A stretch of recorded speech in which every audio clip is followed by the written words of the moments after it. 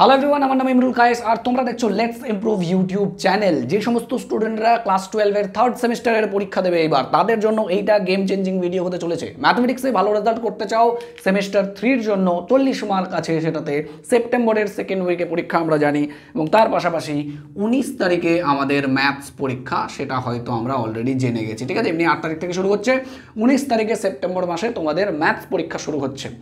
এর আগে যেই পরীক্ষাটা আছে সেটা হচ্ছে 16 তারিখের, মাঝখানে কেমিস্ট্রি পরীক্ষা আছে ওই দিন, আর মাঝখানে হচ্ছে তোমাদের সময় ওইখানে 2টা দিন আছে সময়। তো এই একটা ফ্যাক্টর, এটাও একটা ফ্যাক্টর কাজ করে যে দেখতে হয় যে মাঝখানে কদিন সময় আছে, তুমি প্রপারলি রিভিশন করতে পারবে কিনা, সেটা পরের কথা।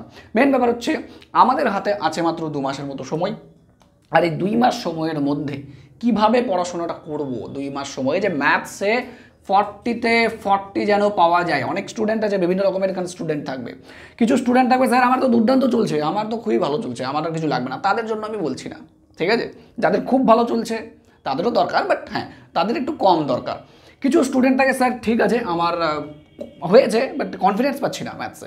কারণ ম্যাথসে কী হয়েছে, যেহেতু এমসিকিউ প্যাটার্ন হয়ে গেছে এবং তোমাদের কাছে একটা বিশাল অন্যায় করা হয়েছে, কারণ পরীক্ষা হয়ে গেছে 1 ঘন্টা 15 মিনিটের। ঠিক আছে, মাত্র 1 ঘন্টা 15 মিনিটের পরীক্ষা হয়েছে। সমস্যাটা কি তোমাদের কাছে, অন্যায়টা কেন করা হয়েছে ম্যাথসের যারা নিয়েছো, বিশেষ করে বায়োর ক্ষেত্রে, বাংলার ক্ষেত্রে, ইংরেজির ক্ষেত্রে, ইতিহাস, ভূগোল, এগুলোর সবার ক্ষেত্রে ব্যাপারটা আলাদা। 1 ঘন্টা 15 মিনিট যথেষ্ট টাইম। ঠিক আছে, কেউ ইতিহাসের পরীক্ষা দিচ্ছে, ইতিহাস পরীক্ষায় 40টা এমসিকিউ করতে 1 ঘন্টা 15 মিনিট সময় লাগে না। কিন্তু ম্যাথসের ক্ষেত্রে তুমি ক্যালকুলেশন করবে, 40টা ম্যাথস সলভ করবে তুমি নাকি 75 মিনিটে। এটা সম্ভব কোনো দিনও? সম্ভব? অসম্ভব জিনিস এটা। 40টা ম্যাথস ক্যালকুলেশন করে নামানো 75 মিনিটে কি পসিবল? নর্মাল প্রসেসে পসিবল একদমই না। এইখানে তোমাদের কিন্তু শর্ট ট্রিক টাইপের কিন্তু লাগবেই। ঠিক আছে, শর্ট ট্রিক টাইপের লাগবে। এবার ব্যাপারটা কি হচ্ছে যে আমাদের যে টিমটা আছে সেই টিমটা দীর্ঘদিন ধরে WBJEE পড়াচ্ছেন। WBJEE-তে মেনলি আমরা শর্ট ট্রিকে খুব বেশি ফোকাস করি। তো সেইখান থেকে একটা এক্সপিরিয়েন্স দেয়, সেই জন্য অবশ্যই তোমাদের এটা শোনা উচিত এই জিনিসটা। আগামী যে বলছি আমি 10 মিনিট, সবার প্রথমে সিলেবাসটা একটু জানি, 2 মিনিট সময় নেবো, সিলেবাসটা একটু জানি। যে আমাদের প্রথম যে ইউনিটটা আছে, ইউনিট 1-এ আগেও থাকতো 7 নম্বর, এখনও আছে 7 নম্বর। ঠিক আছে, এটাতে কোনো পার্থক্য হয়নি। ইউনিট, এই যে প্রবাবিলিটির যে ইউনিটটা, প্রবাবিলিটির ইউনিটে কিন্তু আগেও 8 নম্বরই থাকতো যখন বড় পরীক্ষা হতো, আর এখন যেহেতু এমসিকিউ এখানেও কিন্তু 8 নম্বরই দিয়েছে। ম্যাট্রিক্স অ্যান্ড ডিটারমিনেন্টে আগে মোটামুটি 13 নম্বরের মতো থাকতো, এখন 10 মার্ক পড়েছে। কোনো খুব বেশি পার্থক্য না, নাম্বার বিভাজনে খুব বেশি পার্থক্য করেনি। আর এই যে টোটাল অংশটা হচ্ছে 7টা চ্যাপ্টার, যেটা ক্যালকুলাস, যেটা হচ্ছে হার্ট অফ ম্যাথমেটিক্স, সেখানে কিন্তু তোমাদের 15টা মার্ক দিয়েছে। ঠিক আছে, একই রকম প্রায়, কারণ 35 মার্কের মতো ক্যালকুলাস থাকতো, এখানে হাফ ক্যালকুলাস দিয়েছে, কারণ ইন্টিগ্রেশন পোর্শনটা টোটাল বাদ আছে। তো সেই ক্ষেত্রে 15, ঠিক আছে, কোনো অসুবিধা নেই। এই ক্ষেত্রে খুব ভালো নম্বর দিয়েছে আমি বলবো, কারণ শুধুমাত্র ডেরিভেটিভ পোর্শনটা দিয়েছে।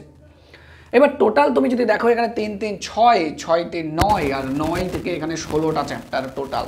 16টা চ্যাপ্টারের মধ্যে তোমাকে 40 মার্ক। কীভাবে পড়বো? সময় কিন্তু খুব কম। এবার দেখো ব্যাপারটা, 40-এ 40 যদি পেতে হয়, প্রথমে মার্ক ডিস্ট্রিবিউশন বুঝে যাও, আর তারপর দেখো তোমার টাইম কনজিউমিং। কারণ দেখো, পরীক্ষার হলে তুমি সব অঙ্ক পাচ্ছ সেটা যায় আসে না, সময়ের মধ্যে করতে পারছো কিনা সেইটা ইম্পর্ট্যান্ট। তোমাকে ধরো একটা ম্যাট্রিক্সের অঙ্ক দিলাম, আর সেই ম্যাট্রিক্সের একটা অঙ্ক করতে, কারণ জানি আমরা ম্যাট্রিক্সের অঙ্ক একটু বড় হতে পারে, ইনভার্স বের করতে দিয়েছে, বড় হতে পারে, তোমাকে অ্যাডজয়েন্ট বের করতে দিয়েছে, বড় হতে পারে, একটা ডিটারমিনেন্ট 3/3 ভাঙছে বা আর কিছু করতে দিয়েছে, বড় হতে পারে। এই টাইপের যে বড় বড় প্রবলেমগুলো, তুমি একটা ম্যাট্রিক্সের প্রবলেম নিয়ে পড়ে যাও, শেষ তোমার সময়, ওখানে 10 মিনিট গেল। তো এই টাইপের ভুল যেটা না করি, সবার প্রথমে তো আইডেন্টিফাই করো যে কোন জায়গাগুলো আছে, যেই জায়গাগুলো খুব ইম্পর্ট্যান্ট কিন্তু খুব বড় হবে। তার মানে 40-40 পেতে গেলে তো তোমাকে তো বাদ দিতে হচ্ছে না কিছু, সবই পড়তে হবে। প্রবলেমটা কোথায় হবে, যে একটা ম্যাট্রিক্সের ডিটারমিনেন্ট বা ইসের অঙ্ক যখন তুমি প্রবলেম সলভিং করতে যাবে নর্মাল প্রসেসে, তোমার কিন্তু এইখানে বিশাল বড় টাইম কনজিউমিং হয়ে যাবে। এখানে 10টা প্রবলেম সলভ করতে তোমার 40 মিনিট খতম, শেষ, আর সময় পাবে না। সময়টা বড় ফ্যাক্টর হতে চলেছে ম্যাথসের ক্ষেত্রে। অন্যান্য সাবজেক্টের থেকে এমসিকিউতে ম্যাথসে তোমাদের এই সমস্যাটা হবে। এই জন্য যতক্ষণ না পর্যন্ত তোমরা একটু শর্ট ট্রিকের দিকে যাবে, ততক্ষণ তোমাদের খুব সমস্যা হতে চলেছে। ঠিক আছে, নেক্সট দেখো 7 নম্বরের মধ্যে রিলেশন যে চ্যাপ্টারটা আছে, ফাংশন যে চ্যাপ্টারটা আছে, ইনভার্স ট্রিগোনোমেট্রি, এটা সময়ের মধ্যে করে নিতে পারবে 7 মার্ক আছে। এটা করতে খুব বেশি সময় লাগবে না, খুব বেশি সময় লাগবে না, খুব বেশি সময় লাগবে না। প্রচুর পরিমাণে এমসিকিউ প্র্যাকটিস করতে হবে, তার সঙ্গে সঙ্গে এই পার্টটা থিওরি ওরিয়েন্টেড, বিশেষ করে এই দুটো জিনিস থিওরি ওরিয়েন্টেড, এখানে কোশ্চেন্স প্র্যাকটিস মেনলি। এটা খুব বেশি সময় লাগবে না, এখানে সাথে সাথ পাবে। স্টুডেন্টরা এই পার্টটা থিওরি কম, ক্যালকুলেশন পার্টটা বেশি, এখানেই সময় নষ্ট করবে স্টুডেন্টরা, যার জন্য কিন্তু তোমাদের 10 মার্কে 10টা এমসিকিউ তো সময় শেষ করে দিতে পারে। বাট ব্যাপারটা হচ্ছে একটা যদি আমরা একটু ডাব্লিউবিজেই প্যাটার্নে পড়ি, প্যাটার্নে আমি বলছি না ডাব্লিউবিজের কোশ্চেনগুলো সলভ করো, তুমি ডাব্লিউবিজেই দেবে না, দরকার নেই, ডাব্লিউবিজেই প্যাটার্নে যদি আমি একটু পড়ি তাহলে এই প্রবলেমগুলো 10টা প্রবলেম সলভ করতে 10 মিনিটও লাগবে না। নর্মালি 10টা প্রবলেম সলভ করতে তোমার টাইম শেষ হয়ে যাবে। কিন্তু ডাব্লিউবিজেই একটা যদি প্যাটার্ন পড়ি তাহলে আমরা 10 থেকে 12 মিনিটের মধ্যে ডিটারমিনেন্ট কভার করে নিতে পারবো। রিলেশন ফাংশন এগুলো তো এমনিও টাইম লাগে না, বড় করতে গেলেও টাইম লাগে না, আর ডাব্লিউবিজেই প্যাটার্নে যদি পড়ো তাহলে তো একদমই সময় লাগবে না। দেখো এখানে প্রবাবিলিটি, এই প্রবলেম এটা কি হয়, অনেকের বুঝতে সমস্যা হয়, সেই ক্ষেত্রে তোমাদের একটু ডিটেল মানে অবশ্যই থিওরি পড়তে হবে, কারণ আগামী না আমাদের হাতে 45 দিনের মতো সময় আছে, ঠিক আছে, 2 মাসের মতো আছে, বাট আমি 45 দিন ধরছি, যে 45 দিনের মধ্যে যদি সময় শেষ মানে সিলেবাসটা শেষ করি তাহলে তুমি আরও 15টা দিন সময়টা পাচ্ছ, 10 দিনের মতো সময় পাচ্ছ। সেই 10 দিনের মধ্যে তুমি যদি একদম ভালোভাবে রিভিশন করে নাও খুব সুন্দরভাবে শেষ হবে। যাদের যাদের একদম হয়নি তাদের ক্ষেত্রে বলছি, যাদের হয়ে গেছে ওরা তো প্র্যাকটিস করতে থাকো। নেক্সট হচ্ছে এই যে অংশটা, এইখান থেকে টোটালটা 15, এবার টোটাল 15 যদি দেখতে যাও, এই যে জায়গাটা আছে এই জায়গাটা দেখে দেখে আনসার করা যায়, জাস্ট দেখে আনসার করা যায়, প্রবলেম সলভ করতে হয় না, ক্যালকুলেশন করতে হয় না। হ্যাঁ এখানে একটু ক্যালকুলেশন করতে হয়, এখানে একটু ক্যালকুলেশন করতে হয়, এই চারটাতে দেখে দেখে আনসার করা যায়, ঠিক আছে, এটাই দরকার, এইভাবেই পড়তে হবে।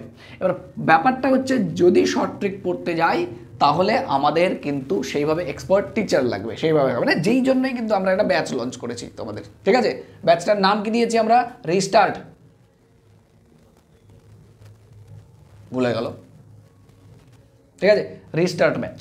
এই রিস্টার্ট ব্যাচটাতে আমরা এইভাবেই পড়াবো তোমাদের, যে টোটাল সিলেবাসটা আছে দেখে নিয়েছি আমরা, কিভাবে কি আছে সব দেখে নিয়েছো, আমরা তো অনেকদিন ধরে পড়াচ্ছি, যাই হোক সেটা বল। তো এই সিলেবাসটা দেখে নিয়েছি, কিভাবে 45 ডেজের আন্ডারে আমরা টোটাল সিলেবাসটাকে কম্প্যাক্ট আকারে থিওরি, তার সঙ্গে প্রচুর পরিমাণে প্র্যাকটিস, কারণ প্র্যাকটিস লাগবে ম্যাথসের ক্ষেত্রে, দেখো তোমার প্র্যাকটিস প্রচুর পরিমাণে লাগবে, ঠিক আছে। থিওরি যা জানলে, থিওরিতে আমাদের শুধু থিওরি পড়লে পরীক্ষা চলে কিচ্ছু করতে পারবে না। থিওরি পড়ার পর যখন আমরা প্রবলেম সলভ করি না তখন থিওরিগুলো ক্লিয়ার হয় আস্তে আস্তে, তো প্রবলেম প্রচুর সলভ লাগবে। এই জন্য ধরতে পারো আমরা একটা practice batch, practice plus theory batch. তো প্র্যাকটিসটা এখানে মেন রাখছি আমি, প্র্যাকটিসটা আগে লিখেছি, নর্মালি থিওরি হয় আগে, কিন্তু প্র্যাকটিসটা আমরা আগে রেখেছি। এই প্র্যাকটিসের রিগার্ডিং আমরা থিওরি পড়ে দেবো, যেন তোমাদের 40 আউট অফ 40 তুলতে অসুবিধা না হয়। প্রচুর পরিমাণে কেটে ফুটে বানানো একটা কোর্স, ঠিক আছে, এই জন্য এত লেটে লঞ্চ করা। এবং এই যে যেটা বললাম যে ডাব্লিউবিজির একটু প্যাটার্নে তোমাদের পড়তে হবে, একটু যেই প্যাটার্নে পড়তে হবে, তাহলে এই মানে এই টাইমের মধ্যে 40 মার্কসের কিন্তু ঠিক আনসার করে দিতে পারবে। তো যদি তুমি বলো যে স্যার এখন আমার কিছু হয়নি, এখন কি আমি করতে পারবো, কমপ্লিট করতে পারবো, বা আমার তো খুব বেশি ম্যাথস পারি না, কিন্তু তাও কি আমি এখন যদি আমি শুরু করি তাহলে পারবো, তো ডেফিনেটলি পারবে। তার কারণ হচ্ছে 45 ডেজ, অ্যাকচুয়ালি 2 মাস আছে, 2 মাস কম সময় হয় না। 45 ডেজে সিলেবাস আমরা শেষ করলেও তাও 15 দিন সময় পাবে, রিভিশন করবে দুর্দান্তভাবে, টেস্ট ফেস্ট তো আমরা নিবই, ওগুলো তো হবেই। কিন্তু মেন ব্যাপারটা হচ্ছে প্রচুর পরিমাণে কোশ্চেন্স প্র্যাকটিস করা, সেটা পাবে কোথায়, সেটা হচ্ছে রিস্টার্ট ব্যাচে। তো যদি তোমরা এইভাবে ইন্টারেস্টেড থাকো, ডেফিনেটলি তোমাদের এনরোল করা উচিত রিস্টার্ট ব্যাচে, অ্যান্ড শুরু করা উচিত প্রিপারেশন নিজেদের নেক্সট লেভেলে, কারণ 40 আউট অফ 40 পাওয়া যাবে। কারণ ক্লাস 12-এর ম্যাথস অনেকটা প্রেডিক্টেবল, অনেকটা আগের থেকেই বলা যায় যে এই টাইপের কোশ্চেন আসবে, এই টাইপের কোশ্চেন আসবে, তো বলা যায়। তখন ডাব্লিউবিজিতে খুব বলা কঠিন হয়ে যায় যে কী টাইপের কোশ্চেন আসবে, মানে আমরা একটু আইডিয়া করতে পারি, স্পেকট্রাম একটা দিয়ে দিই যে এই জায়গা থেকে এই জায়গায় এরকম টাইপের কোশ্চেন আসবে। বাট এইচএসে কী হয়, মোটামুটি বলেই দেওয়া যায় যে আচ্ছা এইখান থেকে এইটা কোশ্চেন আসবে, এখান থেকে এটা কোশ্চেন আসবে। তো এই একটা প্লাস পয়েন্ট অভিজ্ঞ টিচারের, এটাই একটা সুবিধা, ঠিক আছে। চলো ঠিক আছে, আজকে এই পর্যন্ত, আর বেশি কিছু বলবো না। তোমাদের ম্যাথসের প্রিপারেশন কীভাবে ভালো করতে হবে নিশ্চয়ই জেনে গেলে। দেখা হচ্ছে তোমাদের সঙ্গে একদম ক্লাসে, ঠিক আছে। চলো আজকে টাটা।